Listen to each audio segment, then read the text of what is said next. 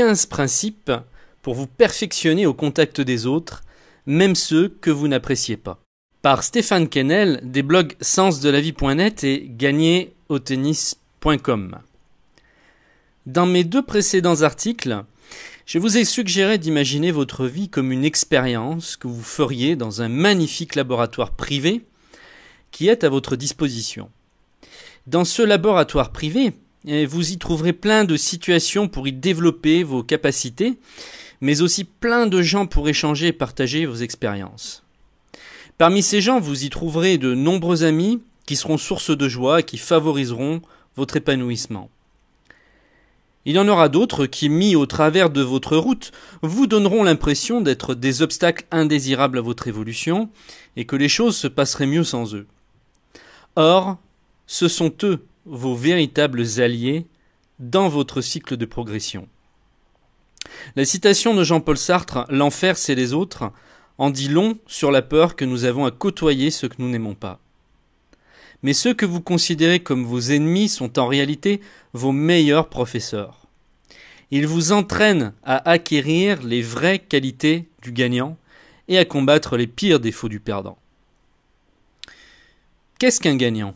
Un gagnant n'est pas celui qui a accumulé le plus de richesses, battu le plus grand nombre de records ou réalisé le plus d'exploits, mais celui qui a réussi à faire de sa vie un chemin d'évolution pour lui et pour les autres. Cette réussite peut se faire dans la richesse comme dans la pauvreté, car chacun est une pièce du puzzle dans le cycle d'évolution de l'espèce humaine. Que vous soyez directeur, simple employé ou chômeur, vous participez activement à ce cycle d'évolution. Vous êtes donc important. Voici les qualités que développe un gagnant. Sa capacité de vivre avec aisance est en totale harmonie au milieu d'une multitude de gens différents. Sa volonté d'aider les autres à évoluer sans vouloir les obliger à faire quoi que ce soit, mais en se focalisant avant tout sur sa propre évolution pour inciter les autres à en faire de même. Pour développer ces qualités, les gagnants évitent de juger les autres, de se comparer à eux et d'essayer de les changer. Ils s'appliquent à être justes dans leurs décisions, sans condamner l'autre, mais en lui permettant de prendre ses responsabilités et de les assumer entièrement. La confrontation avec les autres reste le meilleur moyen de mieux vous connaître. Ceux qui ont du succès le savent bien. Sans les autres, ils ne sont rien.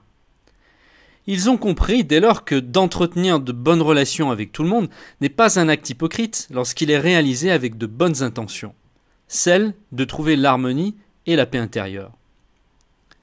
Certes, il y aura toujours ceux qui utiliseront cette technique pour obtenir des autres ce qu'ils veulent, mais ceux-là ne feront pas partie des gagnants. C'est leur choix et ils devront en assumer les conséquences. Les gagnants sont-ils ceux qui ne connaissent pas de problème, ont horreur de la souffrance et font tout pour l'éviter ? Bien sûr que non, bien au contraire. Les gagnants sont ceux qui savent qu'un problème ne se transforme en souffrance que par le produit de leur pensée, de leur mental, et qu'il suffit donc de considérer les obstacles non comme des problèmes, mais comme des opportunités d'évoluer.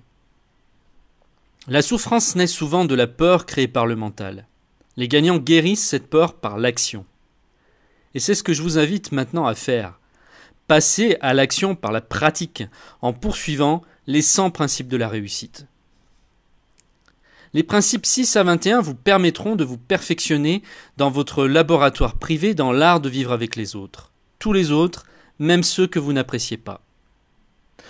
Autrui est très important. Vous êtes important, alors soyez respectueux des autres et de vous-même à chaque instant. Vous n'êtes pas dans la peau des autres, alors cessez de les juger. Montrez-vous plutôt compréhensif lorsque vous pensez à quelqu'un. Agissez selon ce que votre conscience vous dicte. Lorsque vous allez à une conférence, asseyez-vous au premier rang. Regardez les gens dans les yeux lorsque vous leur parlez. Prenez l'habitude de marcher rapidement. Vous montrez ainsi que vous savez là où vous allez.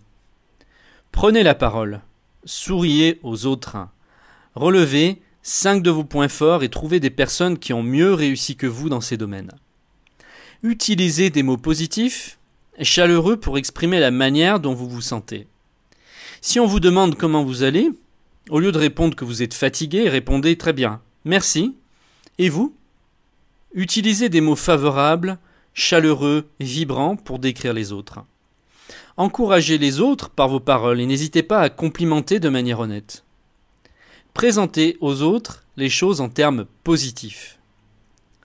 Valorisez les choses qui vous entourent, valorisez les gens qui vous entourent, valorisez-vous avec un entretien quotidien avec vous-même.